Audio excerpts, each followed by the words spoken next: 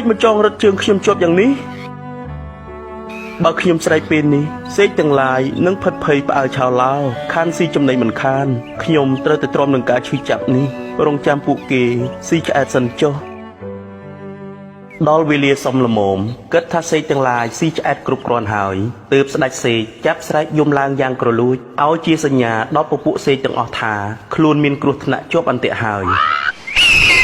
ឮសម្រែកនេះហើយសត្វសេកជាបរិវារទាំងអស់ផិតភ័យភ្ញាក់ផ្អើលជាខ្លាំងនាំគ្នាហោះហើរឈុលពេញមេឃលើវាលស្រែពួកគេបានស៊ីឆ្អែតផឹកឆ្អែតរួចហើរទៅអស់មានតែខ្ញុំទេនៅជាប់អន្ទាក់តែម្នាក់ឯងតើខ្ញុំបានសាងបាបកម្មអ្វីទៅណោះអូចាប់ឯងបានហើយនេះពិតជាសេកធំជាងគេដែលខ្ញុំចង់បានមែនពិតជាសេកចម្លែកនិងមានពណ៌ឆំល្អប្លែកមែនពិតមែនហើយលោកម្ចាស់អ្នករងការឈឺចាប់ហើយចាំយើងស្រាយខ្សែចំណងឲ្យចុះអ្នកមានមាឌធំពោះធំជាងគេស៊ីស្រូវយើងឆ្អែតហើយនៅป้อมគួរស្រូវរបស់យើងយកទៅទៀតតើអ្នកស្អប់យើងដោយប្រការអ្វីឬក៏មានជង្រុកធំសម្រាប់ទុកស្រូវនោះបបិទ្ធលោកម្ចាស់កោសយៈខ្ញុំពុំបានស្អប់លោកម្ចាស់ដោយប្រការអ្វីឡើយហើយខ្ញុំក៏គ្មានជង្រុកផ្ទុកស្រូវឯណាដែរទៅដល់ក្នុងព្រៃខ្ញុំយកស្រូវមួយចំណែកទៅសងបំណុលចាស់មួយចំណែកទៅបលបំណុលថ្មី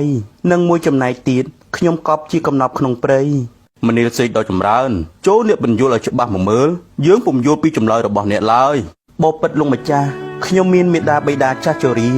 លោកហើរកចំណីលែងកើតទៀតហើយខ្ញុំយកស្រូវសាលីមួយចំណែកទៅចិញ្ចឹមលោកជាការតបស្នងសងគុណដែលលោកបានចិញ្ចឹមបីបាច់ថែរក្សាខ្ញុំរហូតមកនេះឈ្មោះថាសងបំណុលចាស់ម្យ៉ាងទៀតខ្ញុំមានកូនតូចដែលមានស្លាប់ទុនខ្ចីមិនទាន់អាចហើររកចំណីដោយខ្លួនឯងបាននៅឡើយខ្ញុំមានតួនាទីចិញ្ចឹមពួកគេឲ្យធំឡើងនេះហើយជាការបលបំណុលថ្មីរបស់ខ្ញុំបបិទ្ធលោកម្ចាស់ចំណែកស្រូវមួយចំណែកទៀតខ្ញុំយកទៅចែកជាទានដល់សត្វសេកដទៃមួយចំនួនដែលជាចាស់ជរាខ្លះខ្វិនខ្លះខ្វាក់ភ្នែកហើយរកចំណីខ្លួនឯងពុំបានការធ្វើទាននោះឈ្មោះថាជាកំណប់ក្នុងព្រៃរបស់ខ្ញុំគឺកប់ជាកំណប់បុណ្យរបស់ខ្ញុំសម្រាប់ទៅក្នុងបរលោកនេះ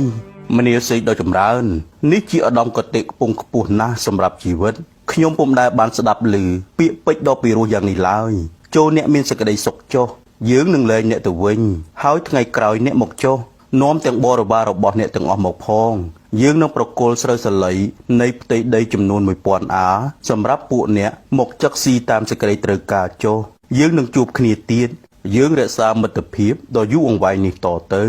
បបិទ្ធលោកម្ចាស់កោសយៈខ្ញុំសូមអរគុណជាអតិបរមាចំពោះចំណីអាហារនិងមិត្តភាពដ៏ប្រសើររបស់លោកម្ចាស់សូមលោកម្ចាស់ចិញ្ចឹមមាតាបិតាថែរក្សាគាត់ឲ្យបានល្អហើយធ្វើបុណ្យដាក់ទានចម្រើនគុណធម៌ទាំងឡាយចំពោះអំណោយដ៏ថ្លៃថ្លាគឺស្រូវស្រែ 1000 អាខ្ញុំសូមទទួលតែ 8 អាគឺគ្រប់គ្រាន់សម្រាប់ពួកយើងទាំងឡាយហើយមនាលសេកដ៏ចម្រើនចូលអ្នកត្រឡប់ទៅវិញដោយសុវត្ថិភាពចុះហើយលួងលោមឪពុកម្ដាយអ្នកដែលកំពុងសោកសៅដោយបាត់រូបអ្នកឲ្យមានសេចក្តីធូរស្រាលវិញផងកតញ្ញូតាធម៌ជាគុណធម៌ប្រសើររបស់សប្បុរសទាំងឡាយកតញ្ញូតាធម៌នាំមកនូវសេចក្តីចម្រើនទាំងបច្ចុប្បន្ននិងបរលោកនេះជាឧបនិស្ស័យនាយឆ្មាំចាំស្រែបានមកកើតជាឆន្ទៈភិក្ខុលោកសាថីកោសយៈគោតបានជាអានន្ទឯស្ដេចសេកគឺអង្គព្រះសម្មាសម្ពុទ្ធនៃយើង